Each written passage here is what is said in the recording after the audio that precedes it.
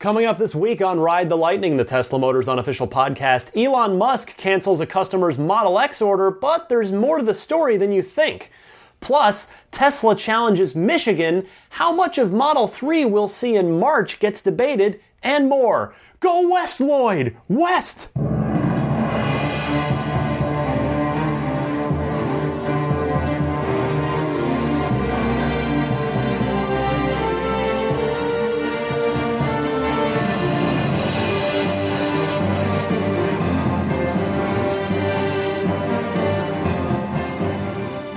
Hey everybody, welcome to Ride the Lightning, the Tesla Motors unofficial podcast, episode 27 for February 7th, 2016, aka Super Bowl Sunday. Coming to you recorded late the night before, alongside a very exhausted Maggie the Boxer. I anticipate some big snores that the mic will pick up on this week's show. We had some friends over, and if any of you happen to have boxers, you know that they get very excited around people, and she just wore herself out. Just happy to have guests over, so she's snoozing away on the couch now. Anyway, happy Super Bowl Sunday, if that's when you happen to be listening to the show. I know a lot of you get it right on Sunday. And it got me thinking, just think, maybe one day we'll see a Tesla commercial during the Super Bowl.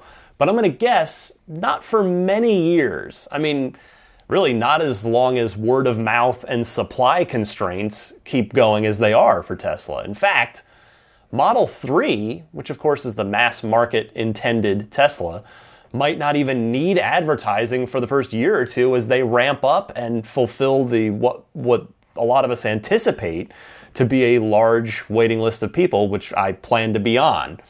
I think it could be 2019 or 2020 until Tesla decides that they really even have any use for mainstream advertising and want to get past the early adopters and the word of mouth to even get to the people that don't know about Tesla yet. So we'll see. It'll be interesting to see. We're 2016, no Tesla commercial on the Super Bowl yet. At least, or else I'm going to look really silly if they do have one and I've recorded this show saying they won't. But I'm pretty confident in that prediction. Elsewhere, I got a few notes from people saying they actually really enjoyed the longer podcasts that I've been doing as of late. I appreciate that, and it's good to know that I'm not wasting people's time if the show does go long. However, it's definitely, it may sound obvious, but it's always going to be dependent on the content, what's going on in the Tesla-verse. So if not a lot happens in a given week, it's going to be a probably shorter 20, 30-minute show, but it's good to know that if I've got 45 minutes or even an hour's worth of material, that sounds like you guys are amenable to listening to that much of me. So thank you for that. Speaking of emails, I got so many of them from so many of you this week after I spoke out on last week's show about my Model 3 financial situation and the big discussion I had with my wife. I'm extremely grateful to all of you who took the time to write me. I tried to reply to as many of you as I could. I'm sorry if I missed you, if I didn't get a chance. Hopefully maybe I can catch up this next week. It honestly felt so great to know that not only so many of you understand me in a way that feels like most people in my life don't. How my Tesla passion is about more than a car. It's about being a part of something special and about voting for the future that I want with my dollars. But that many of you are even, a lot of you I heard from are even in a similar situation where you're planning for this and you've got kind of a reluctant, well, not say reluctant necessarily, but a spouse who doesn't quite see it the same way or that you do. So most of you wrote to me to say that based on your various experiences, that I shouldn't sweat the performance model too much, that I probably wouldn't miss it too much if I didn't have it. And it's funny, almost reinforce that point, like almost to cosmically reinforce that point. I happened to go to lunch this week with my friend Greg, who I found out listens to the show. So hi, Greg. Thank you for being a listener as well as being an awesome person. He's got an 85. He's got a Model S 85, regular S85, not the performance. And it was actually, and he just goes, he just offered to let me drive it. We went to In-N-Out, a classic California staple that's not too far from my office. I seem to have a weird thing. I don't know what it is. People seem to strangely trust me with their their Teslas, because either Tesla owners are sort of inherently generous people, or they maybe on a conscious or subconscious level just want to help sort of spread the message. And of course, the best way to do that is to drive the car. But my cousin Pat in Arizona just completely trusts me with the car. As I told the story after the holidays about how he had a broken leg and just gave me the car and told me to drive it, get some use out of it and take good care of it. And Tesla has handed me 2 review cars. One of which was a $100,000 P85. The other one was a $125,000 P85D. I told the story of my chance encounter with a Founders Series Model X back in early December, and how that owner I'm this guy walking a dog, and I walked right up and started asking him about the X and telling him how, I love Tesla and how it was great to see the X. And he was like, hey, you want to pull it out of my driveway for me? And I was like, I'm a stranger. This was an insane mode car. It might have even been a ludicrous. I don't quite remember, but for all he knows, how does he know that I even know what I'm doing? I could have hit the pedal on that and just gone straight into a tree instead of out of his driveway. So I don't know. Maybe it's a combination of both. I either give off something that's subconsciously says, trust me with your Tesla, or Tesla owners are just very generous people who who want other people to experience what the Tesla driving experience is. Anyway, so my friend Greg has an S85, and it was actually the first time I've ever driven an 85. I've driven P85s, I've driven the P85D for the 3-day review with IGN, and I briefly drove my our company general manager's pair. I drove his 85D for an autopilot video that I shot for IGN. And I have to say, so it was my first time in a regular 85. And the point is, the regular 85 felt a lot zippier than I thought it would, especially after I've only ever driven Teslas that do 0 to 60 in about 4 seconds or less. So yeah, the 85 was a perfectly fun ride. I mean, it's about, I think, officially 5.2 seconds. I don't know. I know people have taken it on the track. Like, I know the 85D sort of is rated at 4.2, but really clocks in more like 4, if just under normal driving conditions. But anyway, so yeah, I don't know if that was sort of the cosmos trying to tell me it's okay to have a non-performance model, but I will say a lot of you that wrote to me about my sort of situation with Model 3 and wanting the performance model, but having the big financial conversation with my wife, a lot of you had some great ideas. Some of you mentioned crowdfunding, which I agree could work. Honestly, I don't think I've been doing this podcast long enough yet to earn the right to ask my audience for anything, but it could make sense at some point, because I will, if anything is clear to people that listen to this podcast, it's that, I mean, maybe you don't like it, in which case, why would you listen? But if you listen to this podcast, if nothing else, you might not like my presentation style. You might, I don't know, you could think anything you want, but I don't think the one thing you can't dispute is that I am so deeply passionate and enthusiastic about this, and that few people in the world would be happier than me to get a Tesla, particularly the exact Tesla that they want. So maybe there's still hope for me to find a way to get that performance signature Model 3, and maybe some of you will be kind enough to help me get there if I decide to try and go down that road at some point. But for now, I just feel a lot better about the whole thing.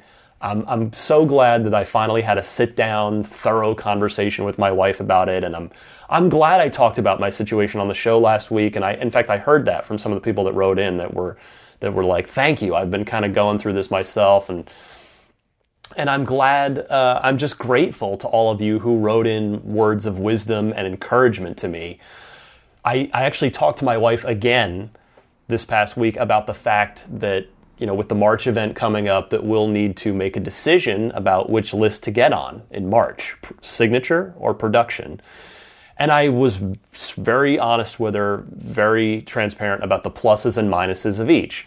Now, she, given her fiscal background, she's not keen on the idea of giving Tesla a 2-year interest-free $20,000 or whatever the signature reservation would be. I think it's going to be $20K because that's half of what it was for the S and the X. But anyway, she's not particularly keen on the idea of giving Tesla a 2-year interest-free $20,000-ish loan for a SIG deposit. Plus the fact that, and I told her this too, I was honest with her about this, the fact we don't know if the SIGs, if there even are any, because that's another thing, I know I've talked about this, that's sort of been up for debate on the forums. I think there will be, but anyway, we don't know that if there are SIGs, we don't know if they will all be performance models, which is how it is on the Model X. Every signature model is a performance model. It's just a matter of whether you check the ludicrous box or not. Or whether they won't have to be, and you'll get to sort of choose performance or not performance. They're all big battery, but with the S, with Model S, you could take 85 or P85. So I laid it all out for her on both sides, and I'll tell you, she didn't shut down the idea of a SIG reservation on the spot. But I of course don't want to end up having to go to the back of the production reservation line if I end up unable to get a SIG and would have to cancel that reservation. So, I told her the ideal move would be to get on both lists, to put down a SIG reservation and a general production reservation and cancel whichever one we don't use. But that's a lot of money to lay out 2 years early. So we'll see what happens, but I just want to say thank you all again for your emails this week. They were fantastic. And with that, I want to go to the Ride the Lightning hotline, take a couple calls before I get to the news. First up is Eric from San Diego. He is looking for some advice as he is about to order a Model S, and he's got a question about the rear-facing child seats. Eric, you're on the air. Hey, Ryan. My name is Eric. I'm from San Diego. Never called a show before, but been very interested in Tesla for a long time, and finally a friend of mine convinced me to come down and test drive one of the cars the other day. And after listening to your podcast, I have to blame you for convincing me to stretch my funds to get myself at least a 70. I'm not sure if we're going to go up to the 85, but heard one of your old podcast shows, and I have to commiserate with you because have owned a G35 now, 07, brand new first car. Same problems you're having. It sounds like I just heard you had a internal combustion engine complaint about the fact that the clutch went out. Funny enough, the very day I was going to look at the Teslas, our G35 is in the shop, and spending that plus $2,000 to get that repaired is very frustrating. But just want to ask you one question I haven't heard on your podcast yet regarding the rear-facing seats. You may have discussed this in an earlier podcast, but we have 3 children, quite of a large family, can't afford the X, but definitely interested in the rear-facing seat option. Wanted to know if anyone had actually talked to you, or you've seen or tried out that option and how that affects the trunk space, the enjoyability for the children. I know there's a weight limit on it, and for the long-term use of that option, I'm concerned about adding it onto the car if we go that route. So, again, just interested if you happen to have a chance on the call or in the podcast and one of the future shows, if you can bring that up and let everybody know. It definitely helped me out in my decision. We're stretching ourselves. Can't wait for the 3. Don't want to get on a list. We're also concerned of upgrading from a sub $40,000 to an $85,000 car. So love to hear your opinion on that rear-facing seat. And nice to hear someone else out there with the exact same story we're going through with an old Infiniti that's got a lot of mechanical problems and really want to move to a car that's manufactured like Elon has made. So love to hear from you. Thanks so much for all of your time, and love Podcast Unlocked. So listen to you every week. Talk to you later. Bye. Eric, thank you for the call. Here's the thing about the kid seats from all accounts. So they're super safe. That is not up for dispute. The car, of course, the Model S is the safest car in the world. But the kid seats, the two rear-facing child seats in the back, rearward-facing seats, are actually even safer because you can only order rear-facing seats when you order the car. You cannot be retrofitted after the fact the way that, say, the dual charger, if you a second charger can, or I don't know what another good example would be. Let's say upgrading to LTE if you have a 3G connection on your Model S. But the reason that you can't retrofit is because Tesla actually reinforces the rear area of the car when you order the kid-facing seats. And I have read a lot of posts on the Tesla Motors Club forum about how a lot of folks' kids love sitting back there. However, there's a big issue to keep in mind, which is very relevant to you down in the nice warm city of San Diego. There's no HVAC back there.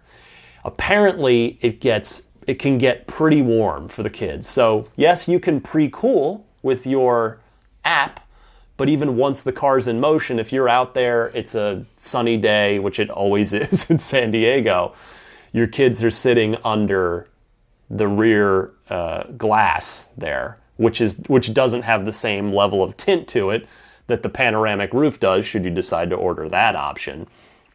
So that is definitely a big thing to consider. My advice to you would be to hop on the Tesla Motors Club forum and go to the community section and go to the California subforum and go ahead and get some feedback from owners who actually live in San Diego, because there are plenty of them. And here's one more thought for you, Eric. You said on your call that you're stretching to get this car, which I fully respect, because I'm going to be in the same boat with Model 3. You said you can't afford an X, but you do know that, an X is only $5,000 more than an S, right? And all the options are pretty similarly priced. Now, let me stop. I know that the word only is a very subjective word right there, but the fact that you're considering a 70, if you were to get a 70D Model X, that could be really perfect for your family since you've got 3 kids. And it could totally work in either the 6-seat or 7-seat configuration. You'd have, in the 6-seat, you'd have 1 kid in the 3rd row at all times. But, little kids love the back. Like, when I was a little kid, growing up originally in New Jersey, my parents, that was, the early 80s, early to mid 80s. That was, station wagons were huge then. And my parents had a Nissan Sentra station wagon. I don't even know if some of you can probably picture that.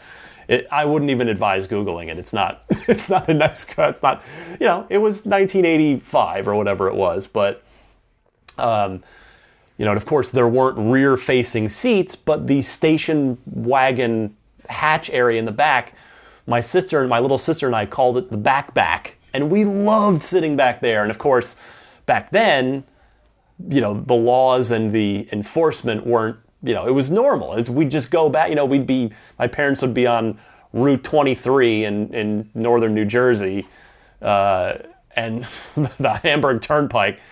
And yeah, we'd just be back there at 55, 60 miles an hour, just, not strapped in or anything. But we loved it back there. So I could see how in a Model X that, your kids might even fight over the 3rd row.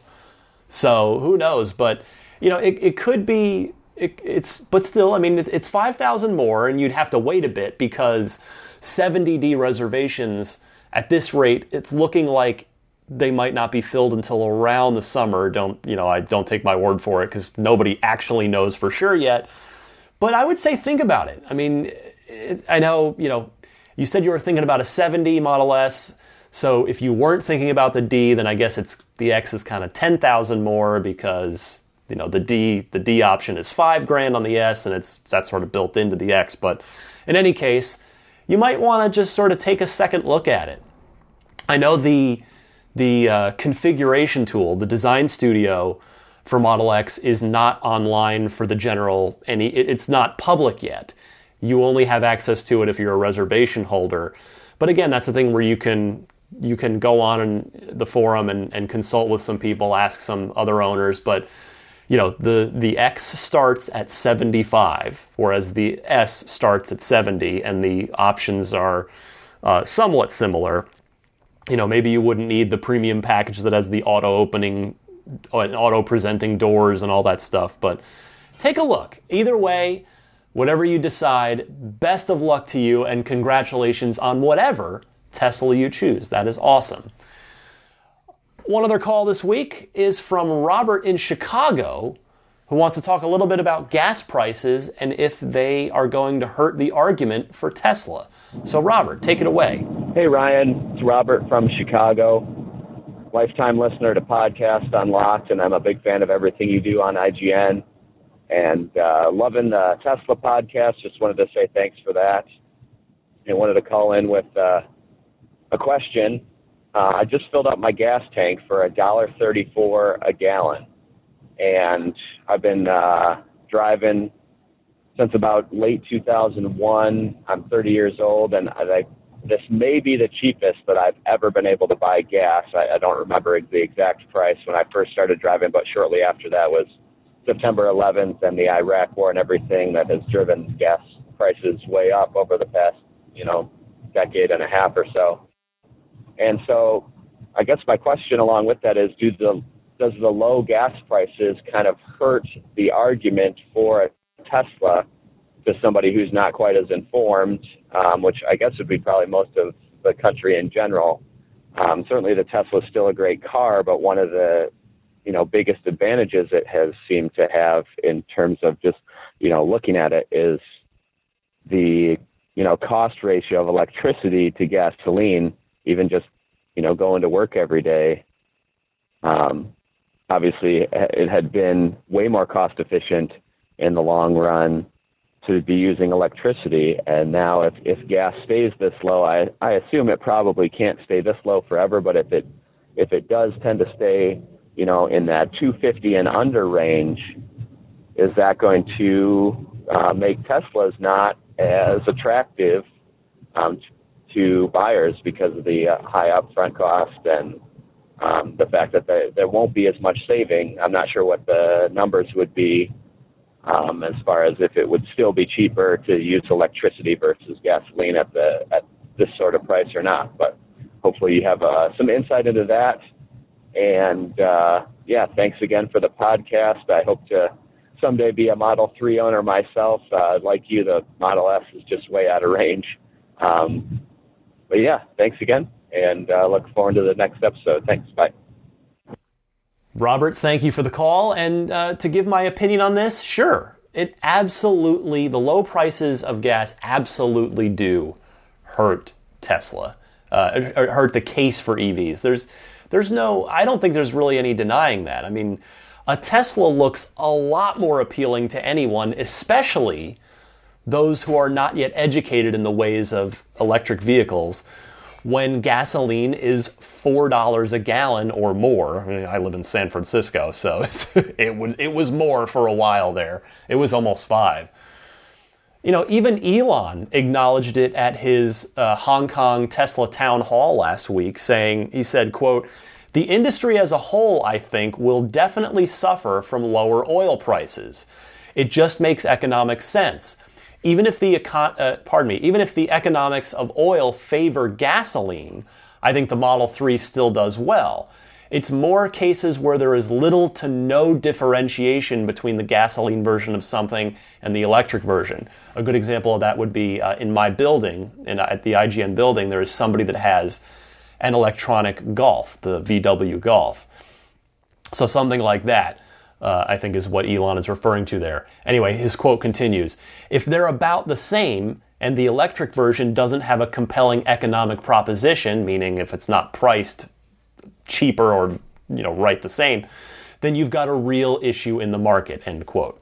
So I'll say, in a weird way though, I almost kind of like it for Tesla because it only incentivizes Tesla to make their cars even better than they already have to be compared to gas cars.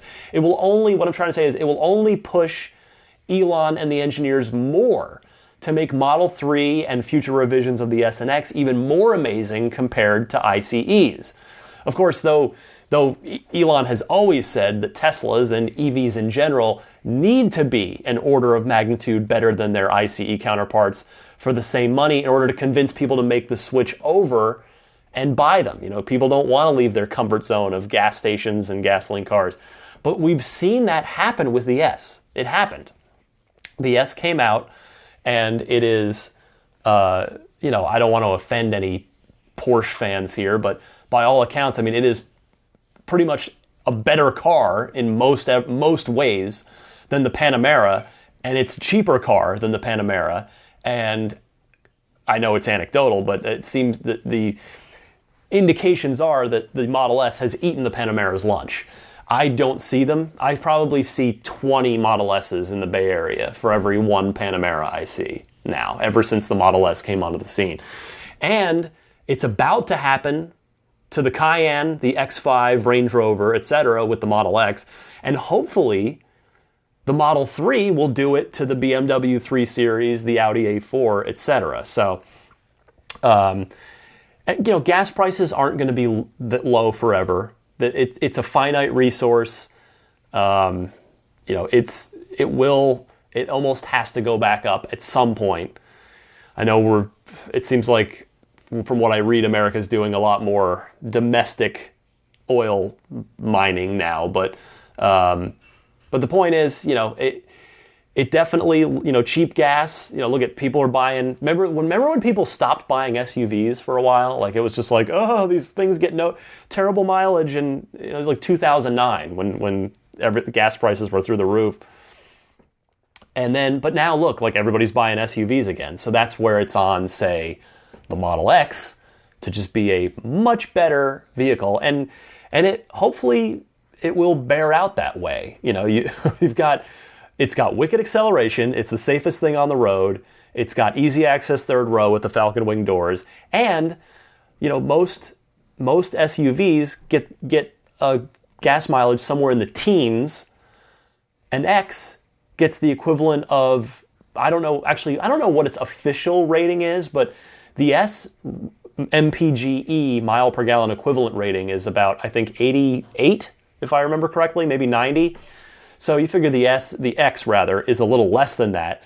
So the mile per gallon equivalent of a Model X is probably going to be somewhere in the low to mid 80s compared to, 17 for an X5 or a Cayenne or whatever.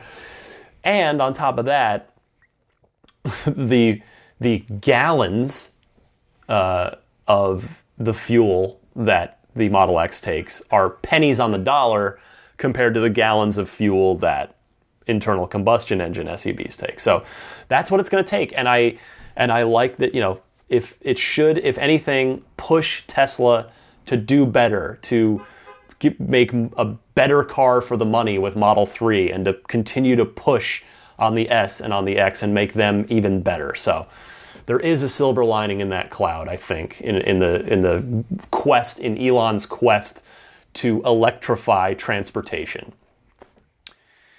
If you've got a question, comment, or discussion topic for the podcast, these were a couple of great calls this week. Please call the Ride the Lightning hotline and leave a message. You can do so anytime, 24/7.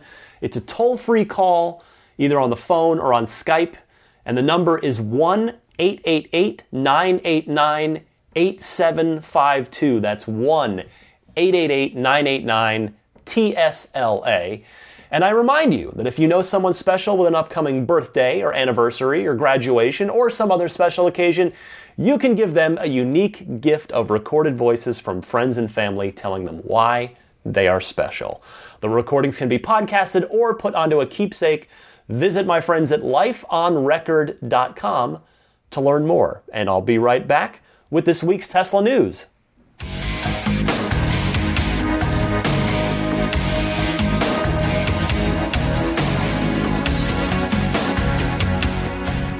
First up this week, a little weird, Elon Musk canceled the Model X order of a guy named Stuart Alsop, a known Bay Area venture capitalist, after Alsop wrote a blog directly personally criticizing Elon for the Model X reveal event.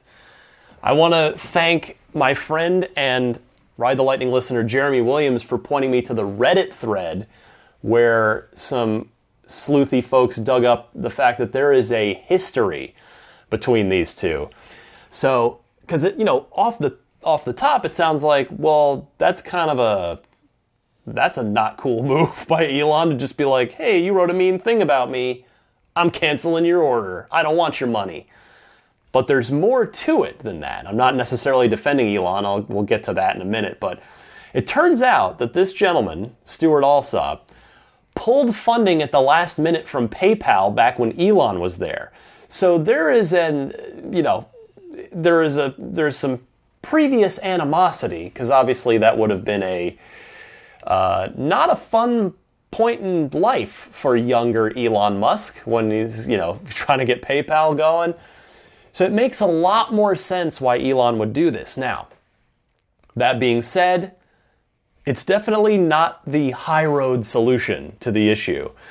And as I've said before on this podcast, Elon is a legitimate idol of mine. I really don't admire... I can't point to anybody in business or even politics. I don't want to get too into any of that stuff. But, most of them seem like just it's purely self-interest for a lot of politicians and a lot of business people. And, Elon and what he stands for and what he is trying to do for humanity and for the planet, he really seems to be genuinely a guy that's not a me-first guy. I mean, sure, he's a billionaire by result of his efforts, but, he just repeats over and over to anyone that asks that the goal of Tesla is not to become the biggest car company in the world and to make Elon the most amount of money. It is to accelerate the advent of sustainable transport. Anyway, so I really respect, admire, and look up to Elon. I really do. There are not a lot of people in this world that I would just really, truly love to meet and spend time with. I mean, sure, celebrities, I'm sure they're fun people, but none of them, I don't sit here making a podcast about any of them, put it that way. Elon's a guy that I would absolutely, I would be a bucket list item to meet him and especially to interview him. But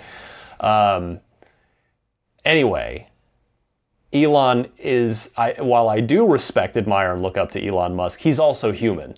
And we've seen him do stuff like this before, meaning sort of follow his heart rather than his head in some of these things, which, to be clear, he has every right to do. He's a human being and he runs the company. So those are two things we cannot take away from him. But given the PR backlash, which it seems clear, by the way, Elon doesn't care about, based on his follow-up tweet, which was, quote, "Must be a slow news day if denying service to a super rude customer gets this much attention." But the more prudent move would have been to just say nothing or reach out privately, although for all I know, I mean, in the follow-up blog that Alsop writes, he seems to indicate that Elon did reach out, or someone from Tesla reached out. But anyway, what an odd thing. And to Alsop's credit, he's not like, he seems to be taking more of a high road. He doesn't seem publicly angry about it. He seems to be just lamenting the fact that he's still going to have to keep driving his BMW X5. So, this is one thing, though, where I just got done talking about how Elon, every time he's asked, talks about how Tesla's primary goal is to accelerate the advent of sustainable transport. It's almost just like repeat it, drilled in at this point.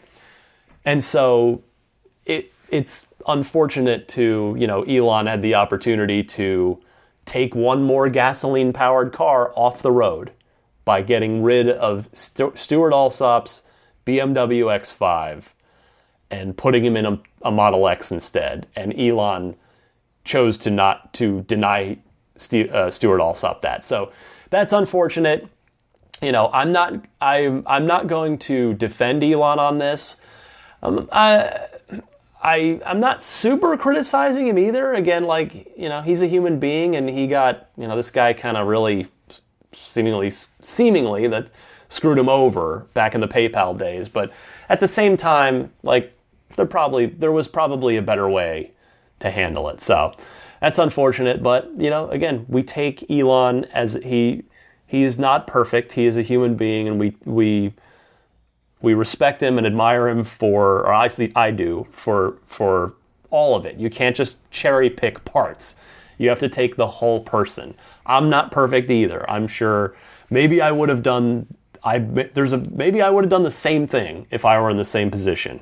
If I had started a company and years ago and somebody had pulled funding at the last second, and then I was super successful later, and that same guy came around, maybe I would want to stick it to him. Who knows? But anyway, that's a weird story to kick off with. Next up this week, Tesla has applied for a dealer license in Michigan. Of course, Michigan, one of the states that Tesla remains banned in. There is specific anti-Tesla legislation. Obviously the dealership, the NADA, is very strong in Michigan, given the fact that is home of most American automotive manufacturing. It seems, though, that this is before you think, well, what is Tesla just giving in and they're going to start having dealerships and we're going to have crappy dealership situations? No. Tesla seems to expect this to be denied, and then looks like they're going to use that as a chance to challenge with litigation in the courts. And if that is the case, it wouldn't be surprising, because Tesla has shown a bulldog-like willingness to challenge these antiquated dealer laws state by state in the past. And they've been chipping away. Look at New Jersey, for example. They won over New Jersey. They checked that one off the list, and they're working. They're moving. So Tesla, in fact, did make a statement about this a little after, once the story broke. And here is Tesla's statement, quote, "As recently amended, current Michigan law prohibits Tesla from being able to license its own sales and service operations in the state. Submission of the application is intended to seek the Secretary of State's confirmation of this prohibition. Once confirmed, Tesla will review any options available to the company to overturn this anti-consumer law." Translation: lawyer up, Michigan. Because basically Tesla is fully expecting this to get shot down, and they will use that as the basis to challenge the law, the constitutionality of the law in court. So look for that to happen. The decision, by the way, on that is expected within the next month or two. So not meaning the decision of whether Tesla's application for dealer license in Michigan will be accepted or not. So that should happen in the next month or two. So should it not happen, and then Tesla files a lawsuit, you can presume that's going to happen just sometime later in 2016. Next this week, will the Model 3 reveal only feature photographs of the car? Speaking in France, Elon was asked if we would see pictures of the 3 at the reveal. Elon answered that yes, you will see pictures. Now, the video of this is online. You can go watch it, listen to it for yourself. So he said, yes, you will see pictures. There is now a debate over how literally to take him on this. Was he just directly answering the direct question of someone who doesn't speak English as their first language? So was he therefore just sort of being very deliberate, and sort of extra sort of clear about his language? Or are we to take him literally? And will we not see a prototype of the car at the March reveal? We got a prototype at the S and X reveals, and now I'm certainly not expecting details of the car, any real details, just general stuff. But I would certainly be disappointed if all we got was a slideshow, a PowerPoint presentation that included photos of the car. I mean, I don't expect to hear about anything super specific at the Model 3 event, such as, whether it's going to have the second generation of autopilot or, of course, any pricing or anything like that. But I'd have to imagine we're going to see a car. They've done it twice before with the other two models. And I got to figure, even if the windows are completely blacked out because the interior just doesn't exist, I've got to figure we're going to get a body. We're going to see a physical shape. But it is a little up in the air. The earnings call is this coming week. I believe it's Wednesday. Now we got the Maggie the Boxer snores. You hearing those? Yeah, she's out cold now. Yeah, Wednesday the 10th, I'm pretty sure is earnings, the earnings call. So hopefully someone will get through. Hopefully it won't just the questions won't just be clogged up by the guy who always asks about if Tesla's going to turn themselves into an Uber killer. Hopefully somebody will actually ask about the Model 3 reveal event and what specifically we will see there. So we may have an answer for that next week, that I can talk about on next week's show. Finally this week, here's some good news for sure. A new bill was introduced in California that could waive the California sales tax for out-of-state Tesla buyers taking factory delivery of their cars. Because if you live out of state, if you are not a California resident and you decide, you know what, I want to pick up my car at Tesla in Fremont and I want to drive my car home and do the factory tour, you get hit twice with sales tax. You get hit with whatever your state's sales tax is, and you have to pay California sales tax. So with thanks to the Sacramento Bee, Senator Bob Wachowski is pursuing a bill that would eliminate the sales tax on new automobiles introduced in California for out-of-state buyers. His goal is to spur a business of, quote, industrial tourism, attracting customers who come for the car and stay to see the sights. The bill is Senate Bill 680, and Tesla sponsored the legislation, so they are very much in on this.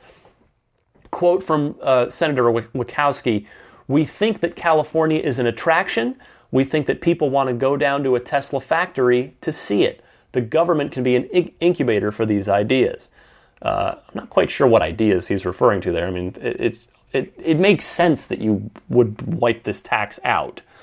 Now, this is awesome because if it passes, it's just, well, let me back up. It's not fair for someone from Nevada, Arizona, Washington, or if you come from even farther, to get hit with a double dose of sales tax. It's not fair. It's an awesome thing. I mean, I don't know firsthand, but I know it's something I very much want to do, and even whether I live here or not, which I currently do, but it's an awesome opportunity. Let's put it that way. It's an awesome opportunity to be able to drive your car out of the factory, take the tour, and have an emissions-free, cash-free drive home via the superchargers. Glad to see the senator doing this, and hopefully it will pass. If you get the chance, by the way, the factory itself, the tour, really a treat. Please do it. In most cases, you either have to be an owner or know somebody, I think, to take the tour. But if you can qualify for one of those two caveats, one of those two criteria, highly encourage you to do it. It's a really, really fun and just fascinating thing to see. That wraps it up for the news this week. I'm going to take a short musical pause, come right back and wrap things up with the plugs and a few other things right after this.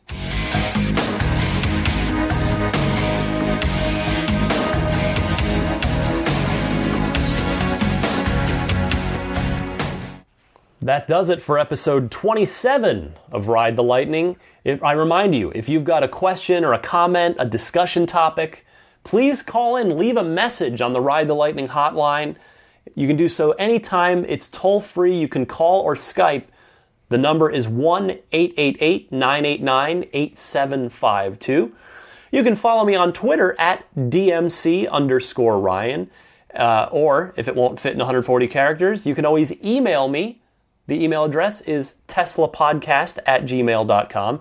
If you're a video game player, check me out at my day job, I should say, at IGN.com. I'm always got various things happening there. We're covering The Division all month long in February as our IGN first game. That is definitely a hot topic right now, the beta having just concluded, and I've got a number of other things, always got a number of things on the burner there.